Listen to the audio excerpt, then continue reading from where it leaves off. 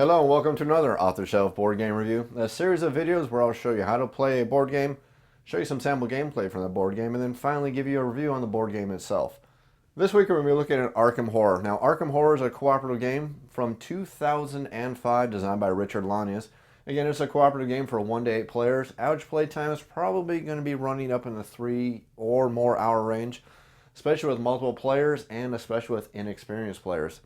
Once you get the game down, though, you can probably get a 3 or 4 player game down in maybe 2 hours if you're pretty much hustling, you know exactly what you're doing. But expect your first couple games of Arkham Horror, especially if you're brave enough to play with 6, 7, or even 8 players, to take many, many hours.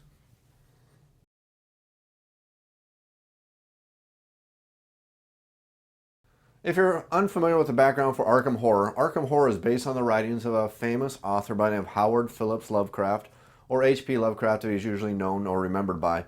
He basically wrote a series of books based on a mythos he completely made up, based on some great ancient creatures that have been slumbering for millennia, and one day they're going to wake up and basically devour the world. They're giant, monstrous creatures, taller than Godzilla, whose thought process is completely alien to mankind, yet for some reason crazy mankind cultists think nothing is better than waking these creatures up so they can devour the world. And that's basically the background on the Cthulhu mythos.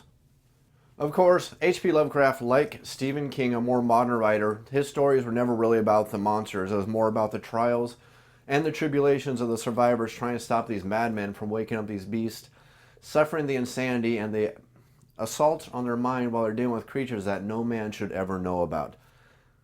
Darkness, depression, insanity, and overwhelming odds were the basic backbone for most of H.P. Lovecraft's stories. You basically weren't going to make it, but you were trying to survive against overwhelming odds. And Arkham Horror is a board game based on that kind of book writing.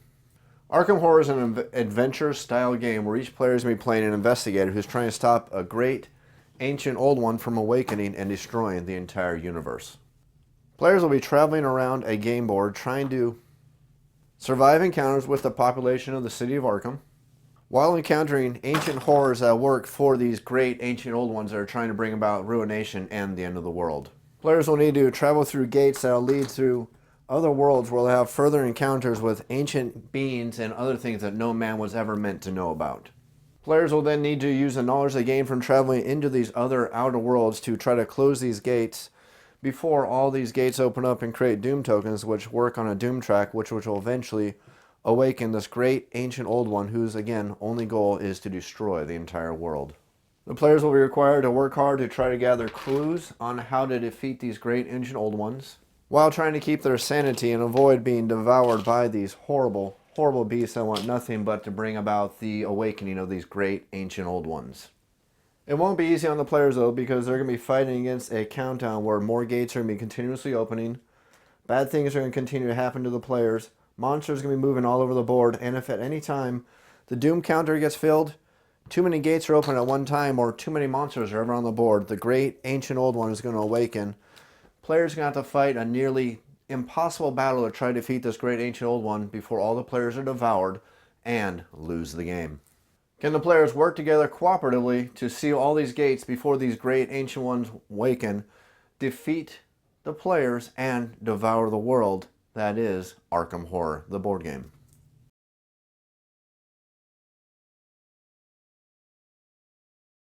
Before I get started on showing you exactly how to play Arkham Horror, you need to understand that Arkham Horror has a very large blueprint. I failed 2 sanity checks just trying to get this all to fit under 1 camera lens.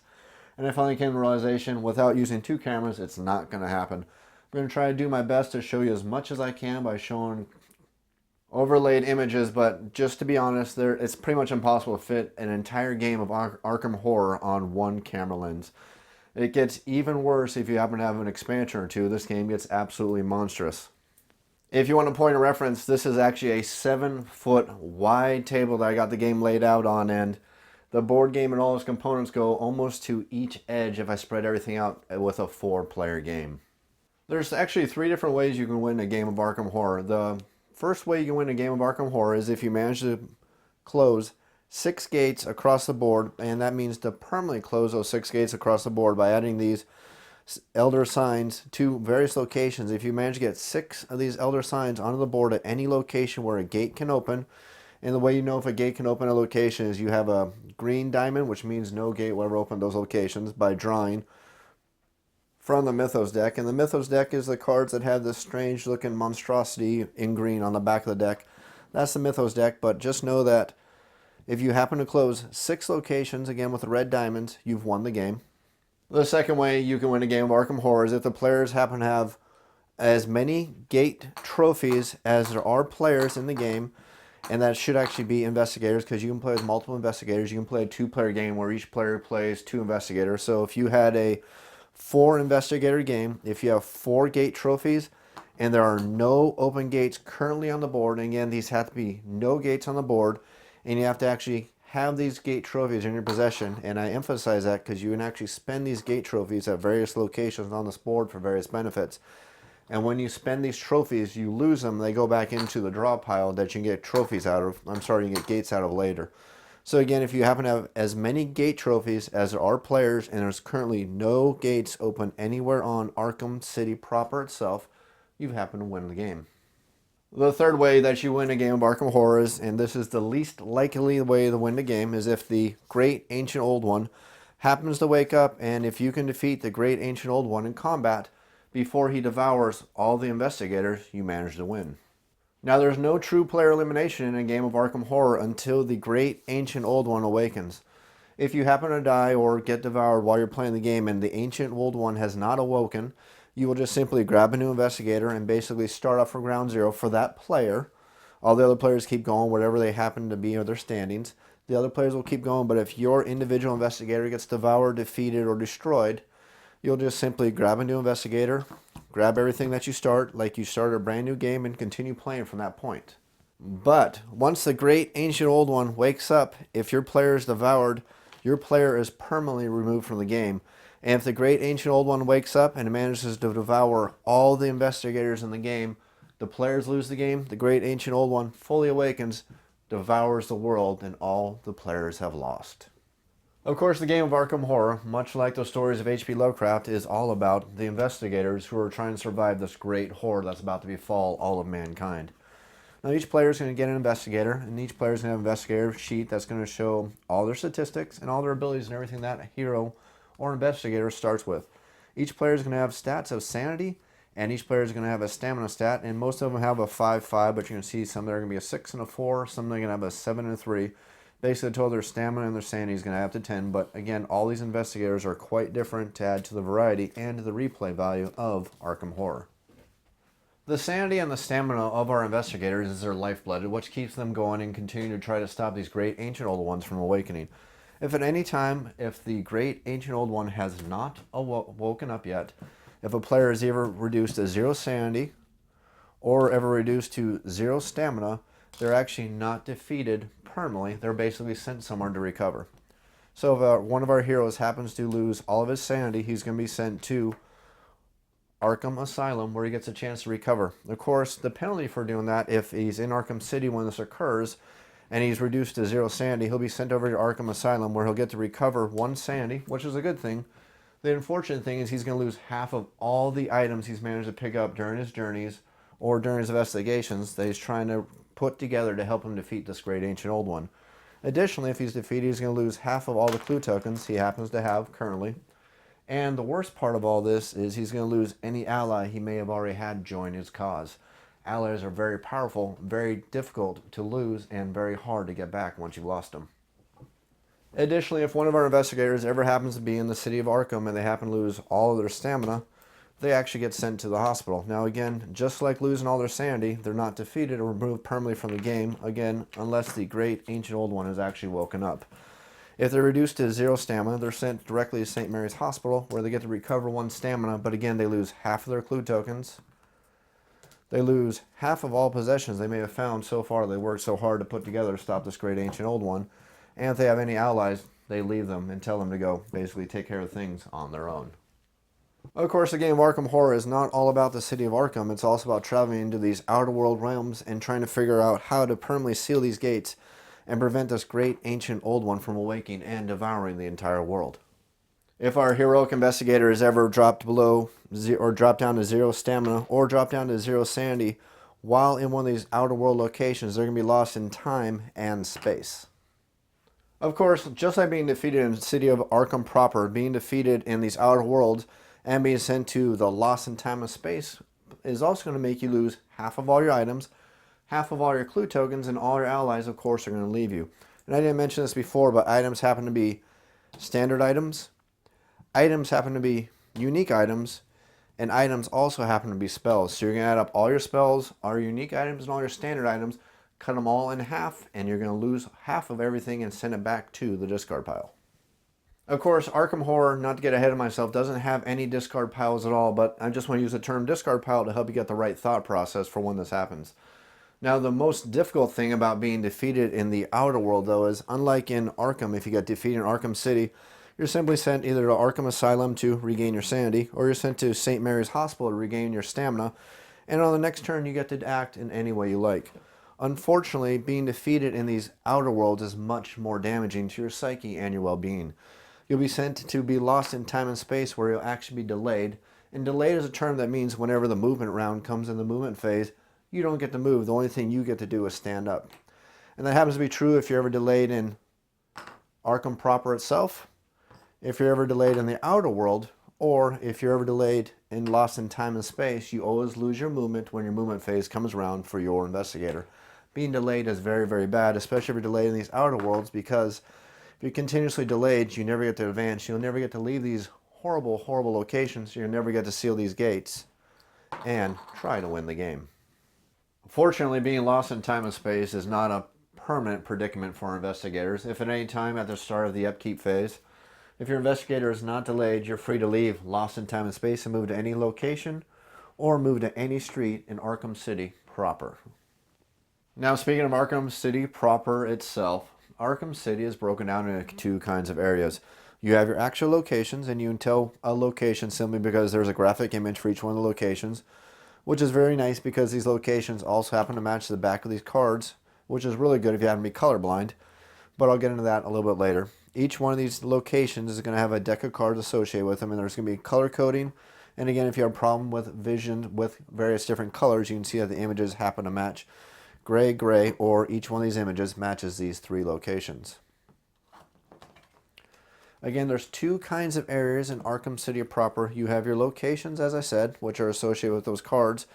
Then you also have your street locations, which are just a word with no image next to them at all. You have Southside Street, Uptown, French Hill, Downtown, Northside, East Town, and these are all various streets. And again, anything with an image in it is going to be an actual location.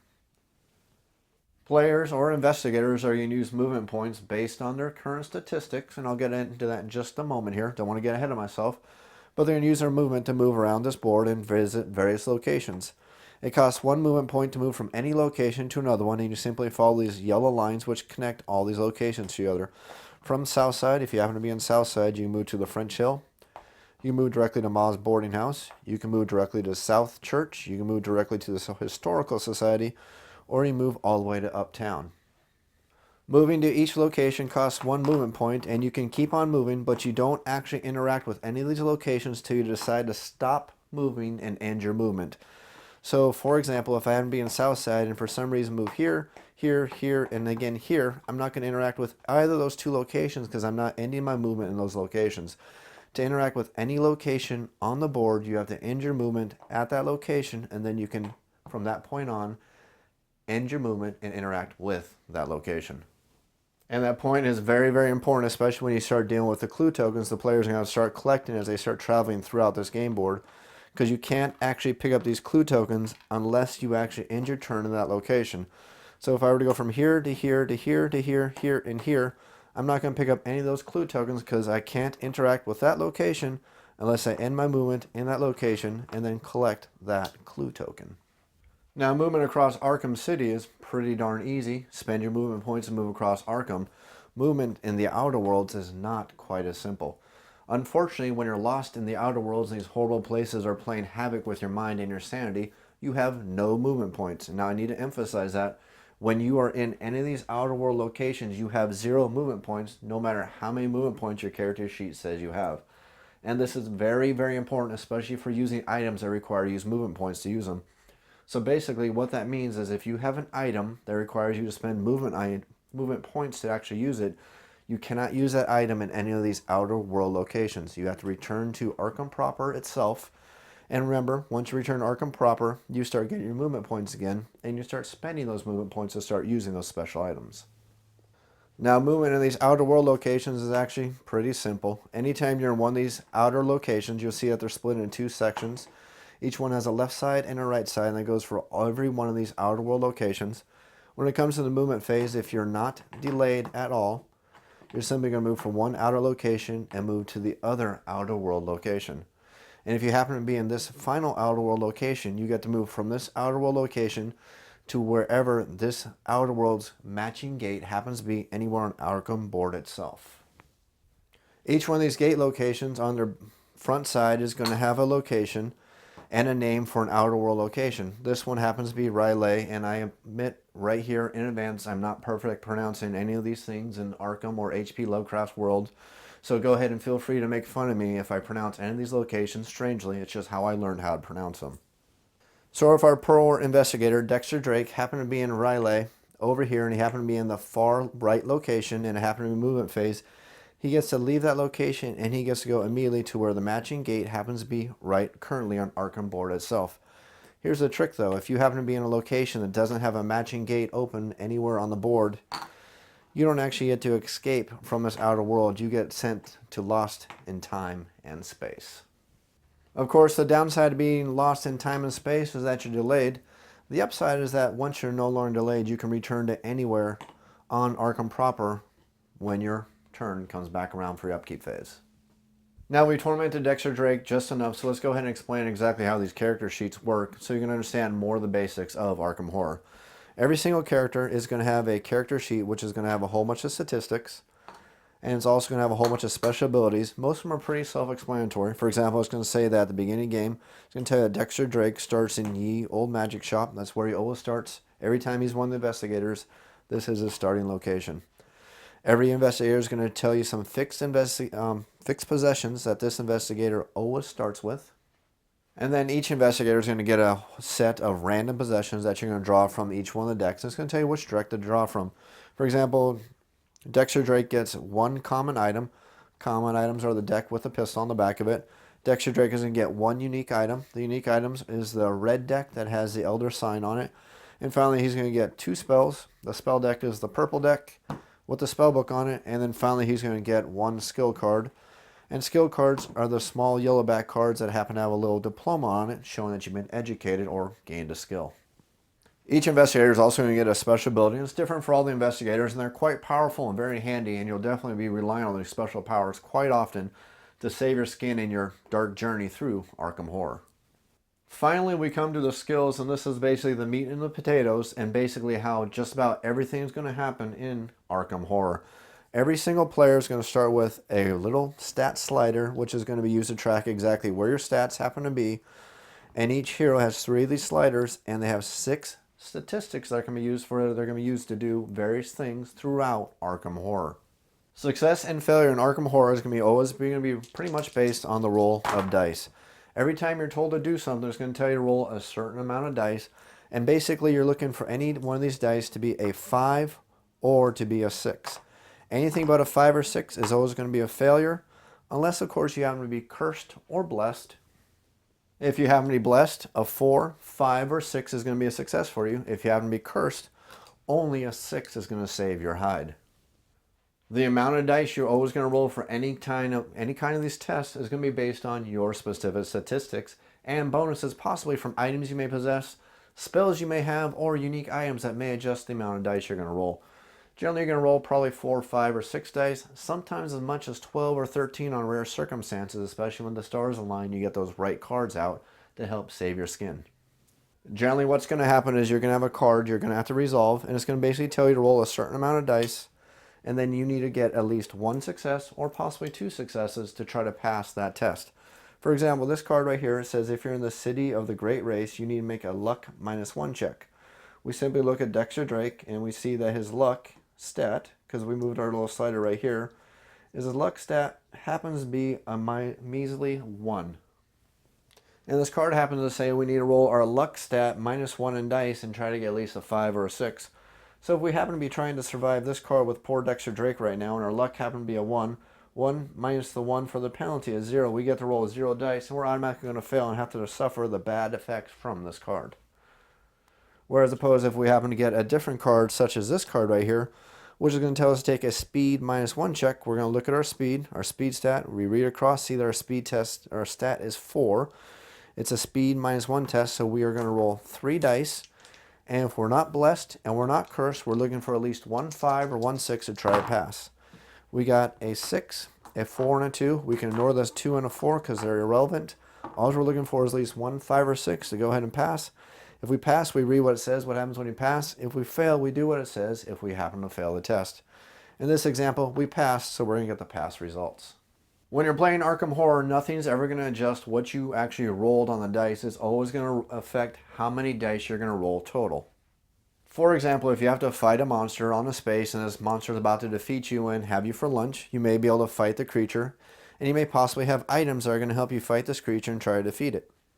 Let's say Dexter Drake is happening to have a pretty darn bad day, and he has to fight a dimensional shambler that just happens to show up at the roadhouse while he was there trying to investigate a lead. Unfortunately for poor Dexter Drake, he wasn't really expecting a battle right now, and his fight skill is 1. And any fight is based on your fight stat, plus or minus any other cards you can help play to help make this a little bit easier on yourself. So let's just pretend that Dexter Drake has happened to be armed with a nice Tommy gun, which says he gets to add 6 dice to any time he's rolling a fight check or a combat check versus any kind of monster. So we're going to take our fight of 1 plus 6, and we're going to get to roll 6 dice. And again, we're looking for a 5 or a 6, which would be a success. Of course, it's not quite that easy because a dimensional shambler happens to have a penalty to how many dice you get to roll. The dimensional shambler is at -2 to your total amount of dice. So we have 6 dice we get to roll for having our Tommy gun, plus we get 1 more die because our fight is at 1 for a total of 7, -2 because we're trying to fight this dimensional shambler, so we get to roll a total of 5 dice total, and we need at least 1 5 or 6 to defeat this creature. We roll the dice and we're looking for at least 1 5 or 6. We got 2 of them, so this dimensional shambler happens to be defeated, and we get to keep him as a trophy. Of course, combats with these vile creatures is not quite always that simple, because you need the amount of successes that shows as blood drops on the back of each one of these monster cards. So this dimensional shambler, not too tough. You only need to get 1 success to successfully defeat this creature. But let's say you had to fight something much tougher, such as a night gaunt, which has 2 blood drops, showing that you need at least 2 successes to defeat that night gaunt. So if we had to fight this night gaunt, we say that he's -2 to the amount of dice we have to roll. Our fight is currently at 1. We're using this Tommy gun right here. So facing this night gaunt, if our fight stat is currently at a 1, and we happen to be using our Tommy gun, which is going to be +6, we get to roll 7 dice, -2 because we see that the night gaunt forces us to roll 2 less dice, so 7 minus 2 is 5. We roll 5 dice, and we're looking for a 5 or 6, but with the night gaunt, we need at least 2 successes. So we're going to roll the dice, and we're going to get lucky again and get 2 successes, and this night gaunt is defeated. What if poor Dexter Drake happened in this poor example to be fighting this night gaunt, and unfortunately they only happen to get 1 success? All things considered, they would have to face the negative effects of falling prey to a night gaunt, and unfortunately night gaunts are very vicious. They like to throw you into outer worlds and make your life a little more difficult. But we have one recourse to us if we happen to have any clue tokens. Clue tokens are very, very nice because clue tokens can be spent on a 1-for-1 basis after you see the results of any roll. And that's kind of the cool thing about clue tokens. You don't have to spend them before you make your rolls. You can spend them after you make your rolls and decide that you just failed miserably, and this is a test that you couldn't afford to lose. If an investigator is lucky enough to have a clue token, they can discard 1 clue token to go ahead and roll 1 extra die and hope for another success. If this roll also happens to fail, and if they're lucky enough to still have 1 clue token or maybe multiple clue tokens left, they can keep spending clue tokens for 1 additional roll until either they're out of clue tokens or they happen to get the success they need. The nicest thing about clue tokens is they can be used to help save your bacon anytime you fail any kind of check, whether it's a fight check, a sneak check, or any kind of check in the game. Anytime you have clue tokens, you can always discard 1 clue token to go ahead and reroll any die and hope for success. The trick, though, is that you also need these clue tokens to help you seal these gates permanently. Now, there's a difference between closing gates and sealing gates. You need to actually seal 6 gates to win the game. Closing gates doesn't seal them. All it does is just give you a trophy. Whereas opposed, if you seal the gate, you get the trophy and you're one closer to winning the game. Unfortunately, sometimes you're going to have to spend those clue tokens to make those skill rolls, because a clue token is powerful enough to help you succeed at a roll that you didn't stand a chance at to begin with. Remember this card right here that requires to make a luck -1 roll? And unfortunately, poor Dexter Drake happened to have a luck of 1. Well, 1 minus 1 is 0. Of course, the nice thing about a clue token is anytime you spend a clue token, it's going to give you that die no matter what. If you happen to be at -5 on your roll, and if you happen to have a clue token, it's going to allow you to roll 1 die, even though we're at -5, 6, 7, whatever it happens to be. Spending a clue token will always give you 1 die to roll and give you at least 1 small chance at trying to succeed at whatever you're trying to do. So gather those clue tokens, but spend them wisely, because you're definitely going to need them in Arkham Horror. Now, I don't want to get ahead of myself, but do know that these skills can be adjusted as you play the game. During the upkeep phase, you get to actually adjust your skill sliders as you want based on your focus. Don't want to get into that too much yet, because I want to explain more of the basics of the game. Because once you understand the basics, everything else is played during phases, and those phases make a heck of a lot more sense once you understand the basic building blocks for Arkham Horror. Now, as I said before, the main way to win a game of Arkham Horror is by permanently sealing 6 gates, or having enough gate trophies equal to the amount of players without any gates currently open on the board. Now, there's 2 different ways to end up closing these gates. The first way is just by standard closing them, or the second way is by sealing these gates by spending your clue tokens when it comes to the time to actually close these gates. Anytime one of our investigators happens to return from one of these outer worlds and returns to where this open gate happens to be, so we have a gate to the another dimension right here, and if luckily Dexter Drake manages to escape from the other dimension and leave and return to this gate marker, what they're going to do is they're going to put an Explorer token on this gate to let them know that this investigator, and this investigator only, has explored this gate to this other world. Now, it's very important to understand that this exploration token is only for Dexter Drake. This investigator happens to move to this space, they don't actually get to use the Explore token. And since they haven't actually explored this gate, they're actually going to be sucked into this gate and moved to this other world dimension during the movement phase.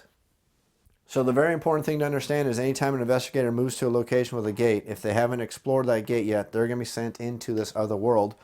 Once that investigator moves to this other world and comes out back where this gate is, they're going to get an exploration marker. And once a player has an exploration marker, they have the potential chance to try to seal this gate or close this gate and remove it temporarily or possibly permanently from the game board. Now, the trick here with these exploration tokens is as soon as an investigator for any reason leaves that gate, they have no longer explored that gate, and if they happen to move back to that gate again, even though they explored on a prior turn, they lost their Explorer token, they're still going to be sucked into that gate and moved to this other world dimension, and they'll have to explore again to try to get back out and try to get that Explorer token so they can try to close that gate. So while it's very important to try to close these gates while they're explored, of course you have to realize, due to the monsters, you don't always have a choice. To close or seal a gate is going to be a skill test, and it's going to be based on your lore or your fight skill, whichever is higher, because you want a better chance at succeeding at the endeavor. So to seal a gate, and remember, if it has to be explored before you can seal it, you're basically going to look to see if this gate happens to have a penalty or a bonus to sealing it, and it's very rarely going to be a bonus. It's almost always going to be a penalty. Luckily, this gate to another dimension doesn't affect your roll, but when you have gates such as this gate right here, which is going to have you -3 to your skill test, it can get pretty darn challenging to close these gates.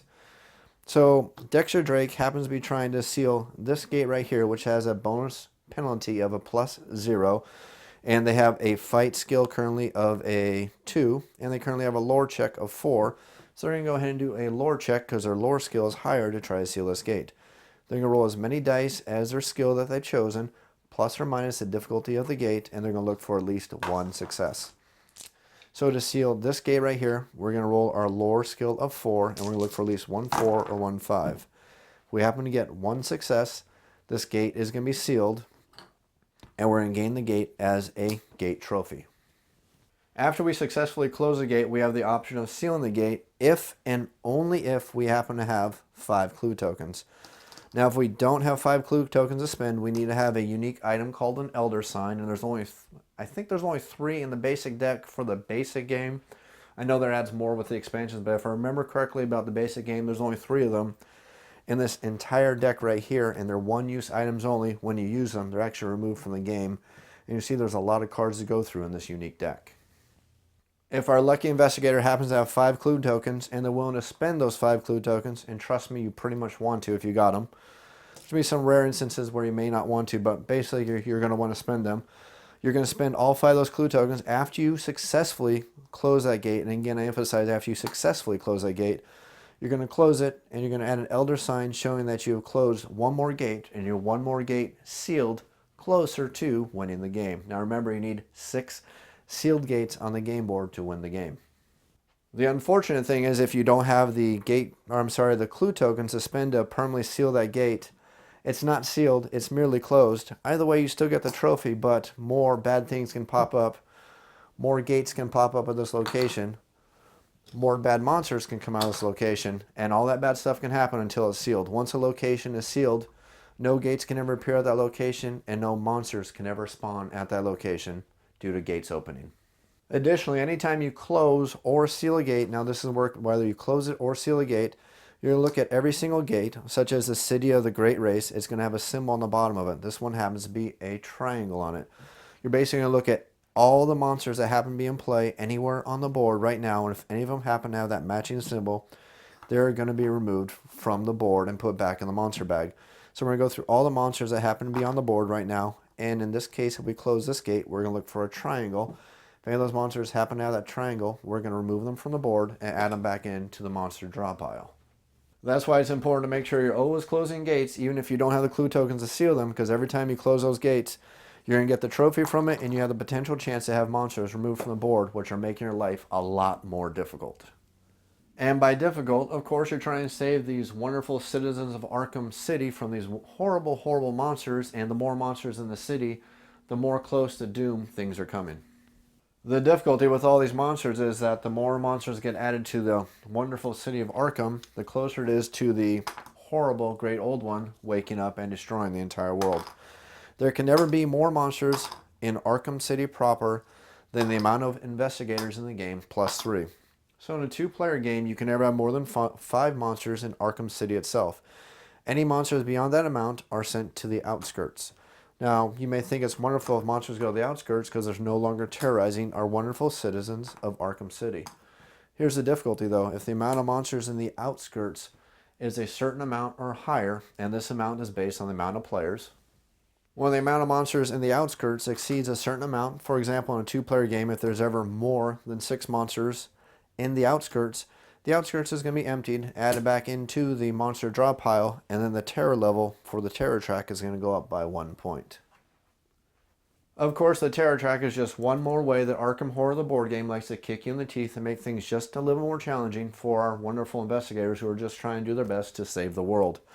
Every time the terror level in the game goes up by 1 point, you permanently and randomly lose 1 ally from the ally draw pile who basically says they're fed up with how things are going in the city of Arkham, and they're going to go find greener pastures to try to live the rest of their life. As sure as that may be, of course, if this Great Old One opens their final gate and destroys our investigators and devours the world. Not only that, but every time the Doom level crosses these certain colored sections, which is at 3, 6, and 9, certain locations across the board are permanently going to be closed, and they're no longer going to be accessible for the rest of the game. The first time you reach level 3, you're going to have to close a purple location. It's always the general store, which is going to close. And trust me, that makes things a lot more difficult. Once the Doom track, or the Terror track gets to level 6, you're going to have to close the Curiosity Shop. And again, it's color-coded if you forget. It's kind of an orangish color. Curiosity Shop is orange. It's going to be closed, and it's permanently closed for the rest of the game. If you happen to get to level 9, you're going to lose access to the Magic Shop. Again, people are basically hightailing it out of here because they realize that things aren't going so great for the poor city of Arkham at this point. If the terror level ever makes it to level 10, unfortunately things are going to get much more difficult for our investigators. The first thing that's ever going to happen is if the Doom track or the Terror track ever gets to level 10, you're basically going to add 1 Doom token to the Great Old One, making them come even 1 step closer to awakening and fighting our investigators. Additionally, anytime after that point, if you're ever asked to add one level to the terror track and you can't because you're already at level 10, you're going to add one more Doom token to the Great Old One, again, bringing closer to the end of the game. Things become even more challenging at this point because once the terror level hits level 10, there's no longer a limit to the amount of monsters that can be in Arkham City itself. You might as well just ignore the outskirts because no monsters are going to go there anymore. They're all going to attack Arkham City. Once you reach that point, the maximum amount of monsters that can be in the city before they go in the outskirts again is ignored, and you're going to keep adding monsters to the board. If at any point the amount of monsters in Arkham City equals twice the player limit for the amount of monsters. Now remember, the player limit is the amount of players plus 3. So in a 2-player game, the max amount of monsters is 5. So if it ever gets double of that when the terror level is at 10, the Great Old One wakes up immediately. Doesn't matter how many Doom tokens he has, he wakes up immediately. You fill the Doom track all the way up. Doesn't matter how many spaces were remaining to be open. You're going to fill them all the way up to the 10, or however many may be for whatever Great Old One you happen to be choosing. And the Great Old One wakes up and you're now ready for the final battle. There's quite a few ways the Great Ancient Old One can ever awaken and force the end game where you all have to fight this Great Ancient Old One and go for the last Hail Mary play to try to win Arkham Horror. The most common way for the Great Ancient Old One to awaken is if the Doom track is ever filled. If it ever is filled all the way to the top, the Old One awakens and you start your final battle versus the Ancient One. The next way that the Great Old One can ever wake up is if there's too many gates open at one time in the city of Arkham. If there's too many gates open at one time, the Great Old One awakens and begins the final battle. The amount of gates that can be opened at one time is based on the amount of players. In a 2-player game, you can have 7 gates open. As soon as the 8th gate opens, the Great Old One wakes up and you have to fight the final battle. In a 8-player game, the max amount of gates that can be open at one time is 4. As soon as the 5th gate opens up, you start the end game and fight the final battle with the Great Ancient Old One. Additionally, if at any time you have to open a gate and you don't have any gates left in the gate draw pile because the players are hoarding the gate trophies, make sure you don't hoard those gate trophies because this can happen, especially in a 7 or 5, 6, 7, or 8-player game. If you ever have to open a gate and there's no gates left to draw, the Ancient Old One wakes up. Also, if at any point, if people are hoarding the monster trophies and you have to draw a monster from the monster draw pile and there's no monsters available to draw from, the Great Ancient Old One wakes up. And of course, the final thing based on the terror track, as I already showed you, if it's at level 10 and the amount of monsters on the board is twice the max level for the board, the Great Old One wakes up and it's time to fight the final battle.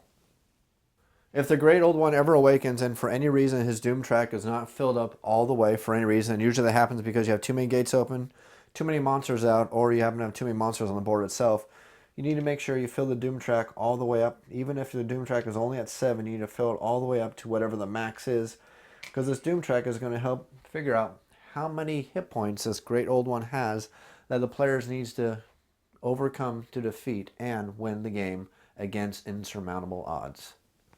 The final thing to understand about Arkham Horror before I basically tie everything together and show you exactly how the game of Arkham Horror actually plays is you need to understand exactly how fighting works in this game. Fighting is something you're going to be doing quite a bit in this game. You're going to be fighting either these creatures that the old ones are sending out there to try to defeat you, or you're going to go towards the end of the game, you're going to have to fight the Great Ancient Old One himself and hope that you manage to defeat him to save the world and save the universe from these Great Ancient Old Ones.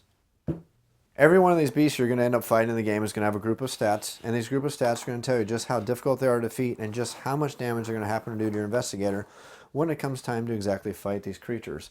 Now the first thing you need to do is once you've actually moved into combat, I'm not going to explain evading yet, I'm going to explain that when we actually talk about movement. Go ahead and talk about the actual fighting mechanics for the game itself. Anytime one of our investigators is on a space with one of these horrible monsters, they need to fight this monster and either avoid it or they need to fight it. So we're going to go ahead and discuss how to fight this monster. Once you decide that you're going to fight it, whether because you have to because you failed to flee from it, or because you want to defeat it just because there's too many monsters on the board, what you need to do is you need to survive just how crazy and just how mentally draining these horrible monsters happen to be on your fragile psyche. The first thing you need to do before you fight this creature is you need to make a will check to survive just how horrible this creature is and see if your mental fortitude is strong enough just to survive just how damaging this creature may be to your mental fortitude. Again, you only have to make the horror check once at the beginning of the fight. You're not going to be doing every fight round. Just the first time you encounter the creature, you need to make a horror check. And the horror check is going to be on the lower left of each one of these monsters that you need to fight. And it's going to be a penalty, and it's going to show just how much damage the creature is going to do to your psyche or your sanity level if you fail your horror check. Basically, what you need to do is you make a check based on your current will stat, and if we're using Dexter Drake and going ahead and abuse him a little bit more, we're going to see that Dexter's current will check or will statistic is set at 2. So to survive the horror check, we need to roll our will minus just how horrible this creature happens to be. So the will check is at -1. Our will is 2, so we're going to roll 1 die.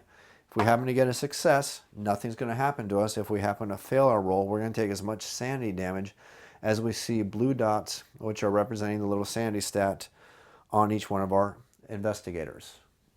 If the attack on our psyche doesn't send us to Arkham Asylum, we get to continue fighting this creature and see if we manage to defeat it. Once we've gotten past the horror check, we get a chance to attack the creature. And that's going to be based on our fight stat, plus or minus any equipment we may have, such as that Tommy gun we had earlier that added +6 to our combat rolls. And then we need to get as many successes as we can based on the toughness of the creature. So if we were attacking this creature right here, which happens to be a undead creature, which is a zombie, we see that we need to make a fight test at -1 plus any weapons or equipment we may have. So our fight skill is currently at 2. We're using a Tommy gun, which takes 2 hands, so it's the only weapon we can use at this time. A lot of the equipment is going to either show 1 hand or 2 hands. Remember, we only have 2 hands to operate with, so we can have up to 2 hands worth of equipment. We're going to use this Tommy gun, which shows 2 hands, and it's going to add +6 to our combat check. So we have 6 plus 2, a total of 8 dice to roll in this combat check, -1 to try to defeat this creature. And we know it's -1 because it says right there in the lower right in red. We're going to roll 8 -1, 7 dice. We're looking for at least 1 success.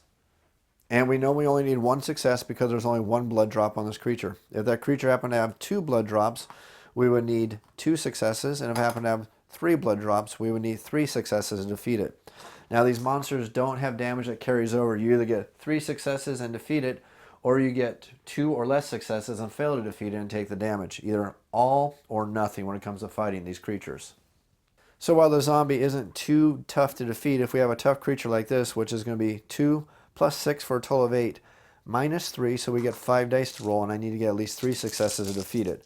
So I'm going to roll the dice. I'm going to get 1 success only, which is not enough to defeat this creature, and this 1 success is not going to carry over, so we're going to get hit by this creature, and we're going to take as many points of damage as we see hearts on the lower right-hand corner of the creature token. So in this example, we're going to take 3 points of damage to our investigator. Now, if our investigator is at 0 stamina at this point, he's going to be sent to St. Mary's Hospital to try to recover. If he still has hit points left, he has the chance to either fight the creature again, or he can try to flee at this point. And we're basically going to start another combat round. Now, luckily, we don't have to survive the horror check anymore. We're basically just going to fight this creature. It's going to be him or me, him or me. One of us is going to fall unless I decide to flee because I'm getting my stamina drained and I'm afraid I'm about to be defeated. So we go ahead and we keep rolling, trying to get successes, trying to defeat this monster. And if we fail, we're going to take damage. So we're trying to basically get 3 successes versus this guy. If we fail to do it, he's going to take damage to us again. If we still have stamina left, we can try to fight him again. Hopefully, eventually, we'll get 3 successes and defeat him, or he'll defeat us and send us to the hospital. Investigators can also cast spells to help them, whether it's in fights for combat kinds of spells or out of fights for non-combat types of spells. And to cast a spell, you're basically going to find out exactly how tough it is to cast a spell. It's going to have a casting modifier. And we're basically going to look at our current lore skill. And whatever our lore skill is, how many dice we're going to roll, minus the casting difficulty of the spell to see if we successfully cast a spell. So, for example, if we have a lore 5 in this spell right here, which is the Dread Curse of Azathoth, is going to say it's a casting modifier -2. If our lore skill is 5, 5 minus 2 is 3. We need to roll 3 dice and try to get at least 1 success. If we do, the spell is going to go off. We're going to have to spend the sanity cost. Hopefully we have the sanity to cover it. And if we spend the sanity cost, the spell is going to go off and its various effects are going to take effect. In this case, we're going to get 9 dice for combat, which is probably going to give us a good chance at defeating this guy without taking too much more damage. Now that you understand the basics for how Arkham Horror actually plays, I can show you how the actual game itself turns out every round. Arkham Horror is played over phases. It's broken down into 5 phases, and on each phase, all the players are going to complete all their actions for that phase before you move on to the next phase. So, for example, the first phase is the upkeep phase, so every player is going to perform their upkeep. Whether upkeep happens to be spending or using retainer cards or anything that causes you to have a constant upkeep, you're going to do your upkeep.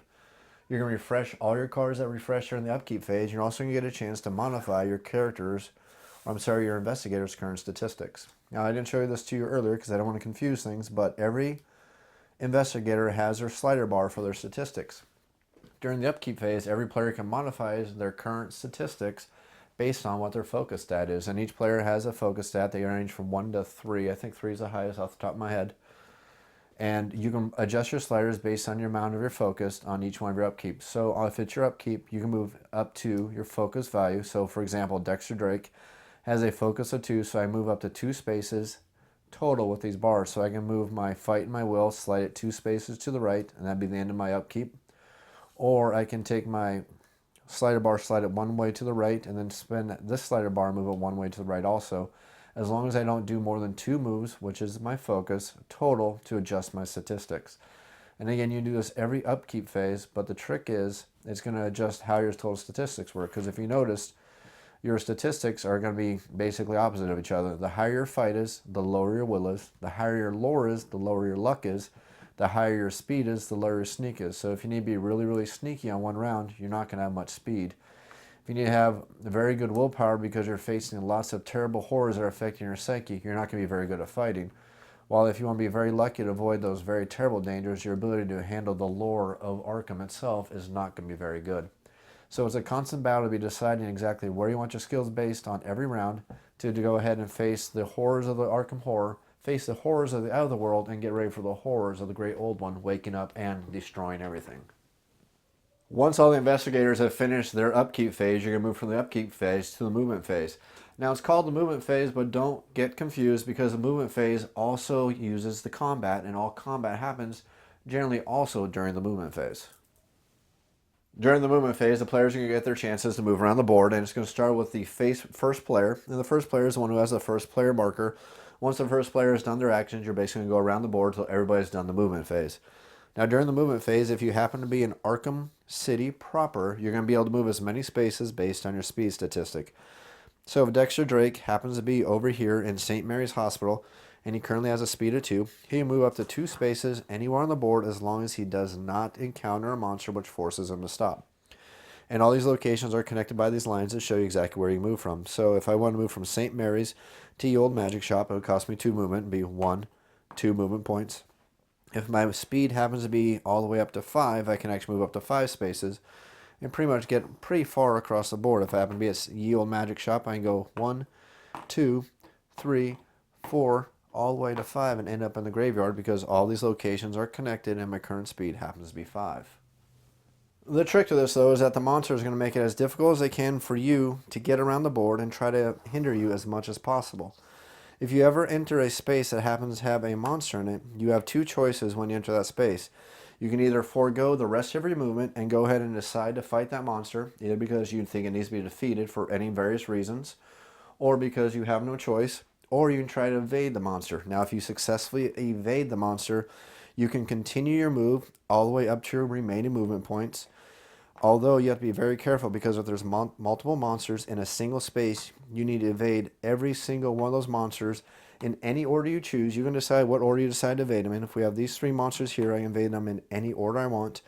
If I'm successful in evading all 3 of these monsters, not very likely, but if I am and have movement left over, I can continue my movement wherever I want to go. If I fail to evade at least 1 monster, I am going to be forced to fight the monster I failed to evade.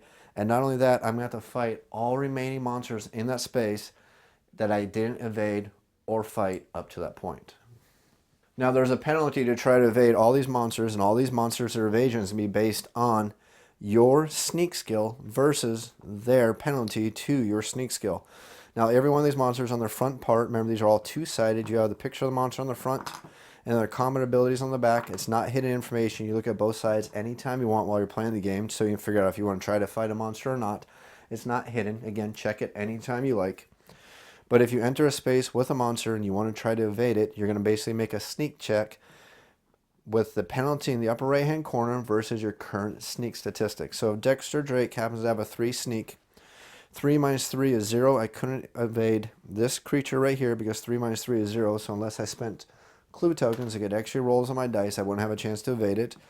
This dimensional shambler is a -3 to my sneak check, so since my sneak is 3, again, unless I spend clue tokens, I can't evade it at all.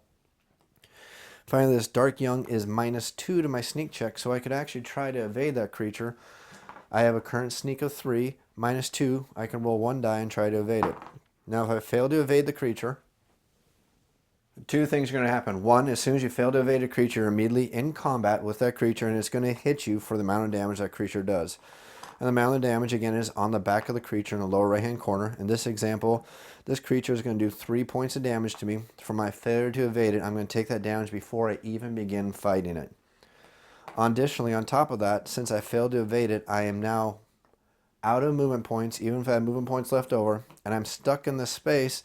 And after I take care of this creature, I'm going to have to deal with these other 2 creatures if I haven't had a chance to evade them yet. And in this example, I haven't. So I'm going to have to take care of this dark young, then this dimensional chamber, and then finally this ghoul, just because I failed to evade and get out of that square. Now remember, combat's pretty simple. After I fail to evade the creature and I take the damage for failing to evade it, I'm basically going to make 1 horror check, and I'm going to succeed or fail based on my current will. Then I'm going to have to fight it with the penalties for the fight check and have to get as many successes as it requires on this to either defeat it.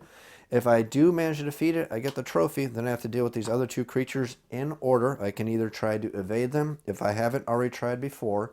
You can only try once per turn. So if, for example, I somehow managed to evade this dimensional shambler by spending a clue token, then I moved on to this dark young and failed to evade this dark young, but managed to defeat it, got the trophy for it, I'd still have to deal with this ghoul and either decide to evade it or fight it.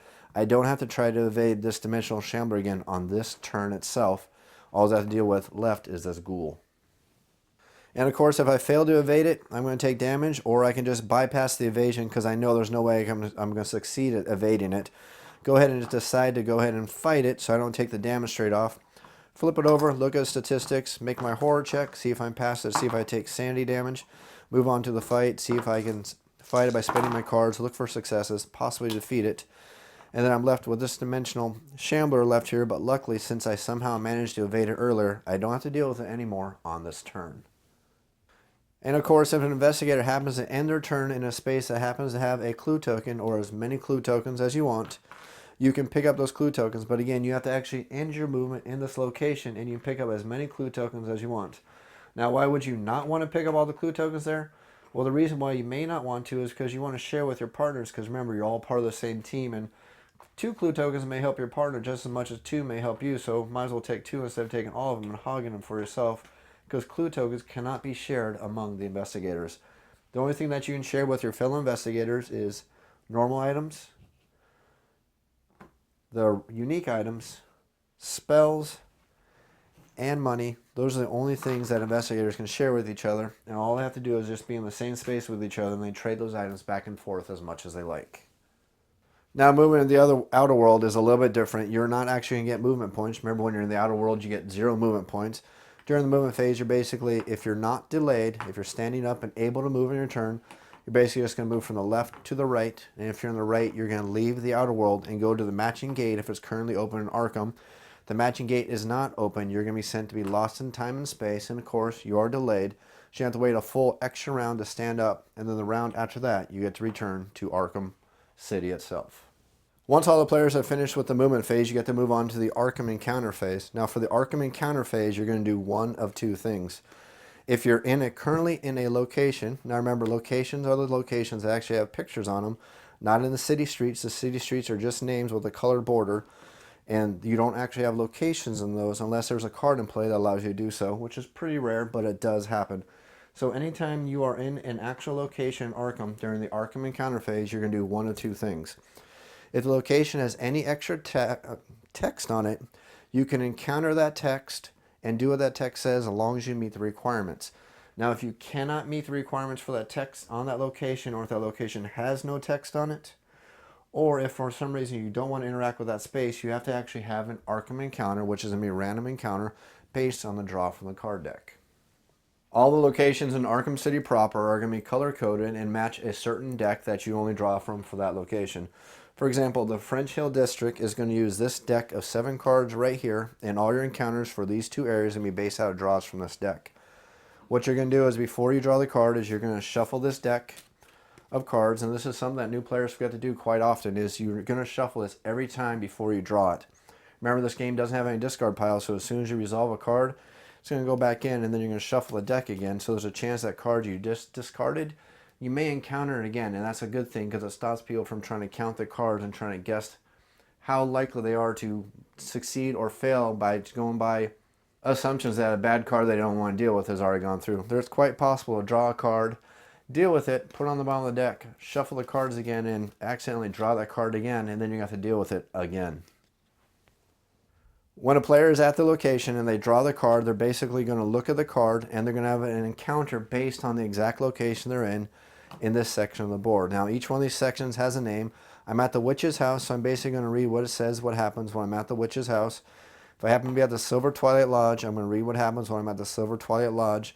Now, if I've actually managed to join the Inner Sanctum, and you do that by reading the text here, it tells you how to join the Inner Sanctum, I'm going to have an Inner Sanctum encounter, depending, again, on which location I'm in and what cards are in play. You're basically going to follow the text on that card, take that card, and discard it to the bottom of that deck, so this deck is ready for the next player. Just in case another player happens to enter the blue location, they're also going to have another encounter. They're going to shuffle the deck again, draw the card, and have that encounter. All Arkham encounters are absolutely mandatory. You can either encounter the space and draw a random card, or you encounter the space by looking at the random text it has. If you're at a location with the random text, again, and if you don't encounter what that text says, you have to draw a card for that location. It's one or the other. You can't avoid both of them. The only time you don't have to draw a location card is when you're in the city streets, such as the French Hill, Rivertown, Easttown, etc. When you're in the streets, you're safe from the locations. When you're in a location, you have to encounter that location. Like a lot of things in Arkham Horror, though, there is an exception to this rule that you have to encounter that location. If you're at a location that happens to have a gate in it and you haven't actually explored that gate already, instead of having an encounter with this location, you're going to bypass having an Arkham encounter and you're going to follow that gate and you're actually going to go where this gate tells you to go. It's not an option. If you're at a location with a gate that you haven't explored, you are forced during the Arkham encounter phase to move into that matching outer world location. Which now moves us to the fourth phase of the game, where once everybody in Arkham City has had the Arkham encounter phase, all the players in the Otherworld phase are going to have the Otherworld's encounter phase in the fourth phase of the game. Now, this is a pretty simple thing. What you need to do here, you're basically going to see that there's a group of colors on each one of these Otherworld locations, and you're going to be drawing cards from the Otherworld location deck until you manage to get the right deck. Until you manage to get a location that has a matching color. You're going to flip them over and you look for a matching color. You're looking for red or blue if you're in the Abyss, and luckily I got a blue card. If I happen to be in the Great City, or the City of the Great Race, I'm looking for a green or yellow, so I'm going to flip until I get a green or yellow. If I happen to be over in Riley over here, I'm looking for a red or yellow, so I'm going to keep flipping until I get a red or a yellow location. Once I have done that, I'm going to read to see if I have a matching location. In this instance, with this card, I'm looking for the City of the Great Race. I'm not on that location. I'm going to look for the Dreamlands. I'm not on that location, so I'm going to have to encounter whatever the other card says. Same thing for if I happen to be over here in the Great Hall of the Selene. If the card doesn't say the matching location, I'm going to have the other encounter, but if I happen to be over here in the City of the Great Race, I'm going to see a City of the Great Race encounter, so I'm actually going to choose that, and I'm going to have to fight whatever that card says or deal with whatever that card tells me to deal with. Once all the players who happen to be in the other worlds have all their other world encounters, you're done with the fourth phase. You're ready to move on to the fifth phase, which is the Mythos phase. There's one small little detail to the third and the fourth phase, which is the Arkham encounter phase and the other worlds encounter phase. Anytime you draw a card that tells you to encounter a monster, if that card does not tell you that a gate also appears with that monster is not going to stay on that board. Again, this is only for the Arkham and the other world's encounter cards. This does not work with the Mythos cards. It's only for these two phases specifically. So if a card says, draw a monster and fight that monster, if you manage to evade that monster, or if you manage to defeat that monster, it's going to be handled the way you would handle it by a defeat, by becoming a trophy. If you manage to evade it, though, it's actually just going to be removed from the board and nobody else is going to have to deal with it. Of course, if the card tells you to bring out a gate and bring out a monster, then if you fail to deal with that monster is going to stay on the board. So again, no gate, The monster doesn't stay around. If there is a gate, the monster does stay around if it's not defeated. Now finally we move to the mythos phase of the game, which is the 5th phase, which not every player is going to encounter. Only the first player, whoever has the first player token for this round, gets to deal with the mythos encounter phase. And basically you're going to flip over the top card of the mythos phase, and the first thing you're going to do is you're going to look in the lower left-hand corner for a location where a gate is going to open up. You're going to randomly draw a gate, flip it over, and that gate is going to be added to the board in the location depicted by this card. This card says that a gate is going to open up in the woods, and we're going to look to see if there's a gate in the woods currently or not. If there's not a gate in that location in the woods, we're going to add 1 Doom token to the current Doom track for whatever great old one we happen to be fighting.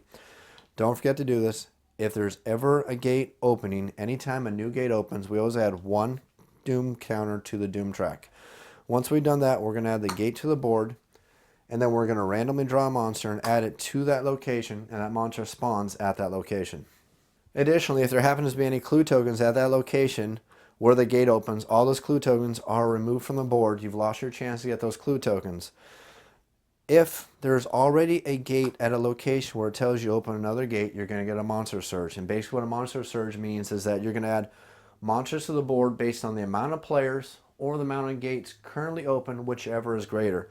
So if you're playing an 8-player game and there's only 2 gates currently open, you're going to add 8 monsters to the board, making sure that you obey the limits. Any extras are going to go to the outskirts. And the opposite is also true if you're playing a 2-player game and there happens to be 5 gates open. There's going to be 5 monsters that are going to spawn on the board, 1 from each one of those open gates. But if you happen to be playing very smart and you happen to have a little bit of luck on your side and you've managed to seal a gate at that location, 2 good things are going to happen to you. 1, the gate is not going to open there. You're going to ignore that. Second nice thing is that means no monsters are going to spawn there. And finally, the third really nice thing means that there's no Doom tokens that's going to appear. Doom tokens are only going to appear on the Doom track if a gate successfully manages to open on the board. After you've dealt with the gate spawning and monster spawning on the Doom token track, you're going to go ahead and add a clue token to the board based on where it tells you add it on the board. In this instance, it's going to tell us add a clue token to the Historical Society for a player to pick up. Here's the trick though, if there's currently an open gate at that location, no clue token will go there, because remember, there can never be a clue token in a location where there is an open gate. After we put out our clue token, all the monsters who are currently alive on the board are going to get a chance to move, and that's going to be based on a symbol on each one of these monsters and the symbols on this mythos card. You're basically going to look out for any matching monster symbols that match the current mythos card you have in play, and you're going to move the monsters based on that and also based on the color coding of each one of the monsters. Get into that in just a second. Don't want to get ahead of myself, but you're basically looking for matching symbols. For example, we're going to see a white bar and a black bar, and all the mythos cards are like that. They all have a white bar and a black bar. And we're going to look for the matching symbols, and we're going to move the monsters based on those symbols. So we're going to look for all the circles. If we have any monsters in play that have a circle on them, they're going to move based on where that location is. So ignoring the colors on the monsters, I don't want to get ahead of myself, we're going to see that any circle monsters are going to move along a black path. You'll see there's black arrows and white arrows and combination arrows all over the game board.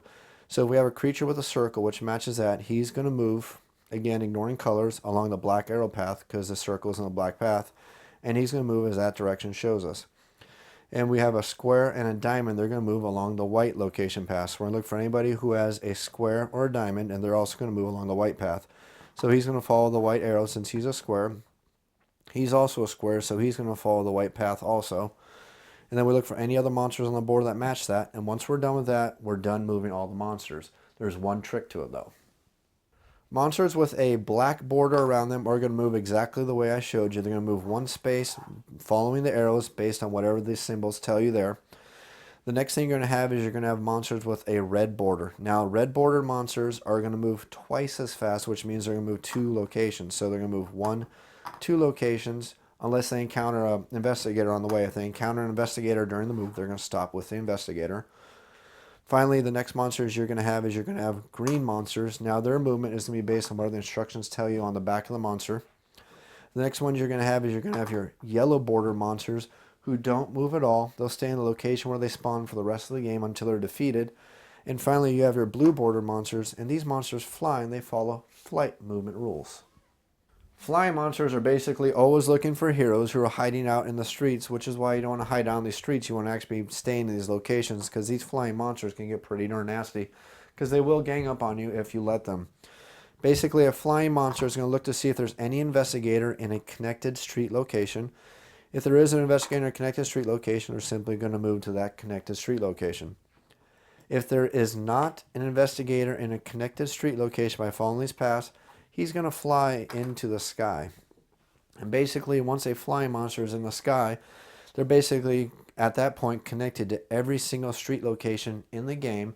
And if they are ever told to move, and if any investigator is currently in a street, they're going to move to that investigator spot no matter which street location they're in and where they were before. They can go from the sky to East Town or from the sky to South Side. It doesn't matter. As long as there is a player at one of these street locations, they will fly out of the sky and land in that player's space, and they will get a chance to attack that player on the future movement turns. If there happens to be multiple investigators who are for some reason in various street locations, they're actually going to fly towards the investigator who currently has the lowest sneak score out of all the current investigators currently in these street locations. Finally, you have one more thing to settle with the Mythos card, then you're in and finished with a full round of Arkham Horror. You're basically going to handle whatever the text says at the top of the card. Now, there's three kinds of cards, three kinds of Mythos cards in the game. You have your environment cards, which will stay in play until you draw another environment card, which will replace the current environment card. You have your rumor cards, which will do a whole bunch of various different bad things. If you read the text and simply follow the instructions, I'll tell you exactly what to do. Then finally, you have your headline cards. Your headline cards will also tell you exactly what to do, and you're basically going to resolve them, and then you're going to go ahead and put them at the bottom of the Mythos deck. The big difference between a rumor card and an environment card is an environment card will stay in play until you draw another environment card. Once you manage to draw another environment card, it's going to override your prior environment card, and the new environment is going to take effect. Rumor cards are the exact opposite, though. A rumor card is going to stay in play until you manage to resolve it, and there can only be one rumor card in play at a time. So if you have a rumor card in play and you happen to draw another rumor card, its rumor effect is not going to take effect, and the rest of the card is going to handle, but that rumor effect is going to be ignored until this rumor is handled. Once this rumor is handled, it's discarded, and any future rumor cards will go into effect from that point on. Again, only one rumor card can be in effect at a time. As I said before, there are no discard piles for the game, though, so the Mythos deck and also the Otherworld Encounters deck, each one of them has a card shuffled in there somewhere, and once you get to that card, it's going to tell you to shuffle the entire deck all over again, which keeps everything random. Again, anytime you deal with a card, and once it's dealt with, it's not discarded, it's put on the bottom of the deck, and you're going to keep going through that deck, card after card after card, till you get to that card that tells you to shuffle the entire deck. Then you're going to shuffle the entire deck and keep going through the deck until you've either won the game or you managed to lose the game. Once you have finished the Mythos phase, it's time to pass the first player marker to the next player in line. They get to be the first player for the next round, and you start a new round moving through all 5 of the phases of the game until you either win or lose. Or maybe I should say either until you win or you manage to wake up the Great Old One. Once the Great Old One awakens, the game of Arkham Horror switches up a little bit, and we're no longer playing through 5 phases. We basically have 3 phases. It's the players now versus this Great Old One in a last desperate battle to try to destroy this ancient beast before he awakens fully and engulfs the entire world.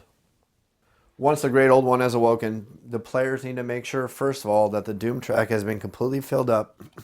This is the most important thing that you need to do. Some people, when they're first learning how to play Arkham Horror, forget to do this, but it's very important that you put a Doom token on every single location if for some reason the Great Old One happened to wake up without having his Doom track completely filled.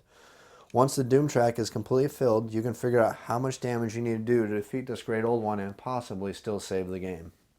Once the Great Old One is woken up, it's basically a race to get all these Doom tokens completely destroyed before this Great Old One, through his attacks, manages to defeat our investigators who are just trying to save the world. Every Great Old One plays just ever so slightly different. Each one of them has different special powers. Now each Great Old One is going to have a special kind of power that's going to affect the game before the Old One awakens, and it's going to basically be listed right here. And what it's basically going to do is it's going to give some of these creatures different statistics to add a little bit more randomness and shake up the game just a little bit.